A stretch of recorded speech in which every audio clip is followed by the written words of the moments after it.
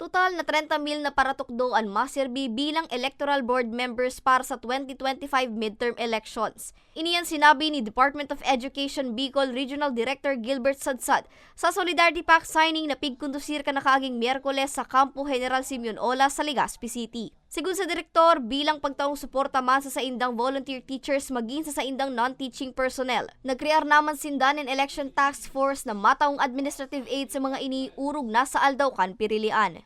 We are still preparing kasi we still have few months, 2 to 3 months to prepare.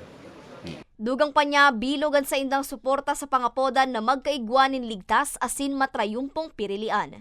The Department of Education Region 5 joins the entire country in its aspirations to have a secure, a free and fair election for the national and local election to happen this May 2025.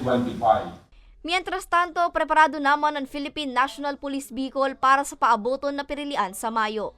Sa katatapos pa sa ng Solidarity Pact signing, sinabi ni Police Brigadier General Andre Dizon na 10,500 na kapulisan na ipapakalat ninda sa bilog na rehiyon nga ni magtaong proteksyon asin seguridad sa mga botante asin para sa iba pang aktibidad na may kinaaraman sa Pirilian. Full force ng Police Regional Office 5, lahat po sila gagamitin po natin. Nabanggit ko nga po kanina, all personnel, logistical and final resources ng Philippine National Police ng PRO5 i-support natin. As to doon sa may intense political rivalry, yun ay imomonitor natin. Continuous ang pag-monitor natin kasi hindi natin hayaan na magkaroon ng violence sa mga ganong lugar po. Total na 4,000 naman na checkpoints ang nakalatag sa maniba-ibang runa kan Kabikolan para sa nagpapadagos na implementasyon kan election gun ban.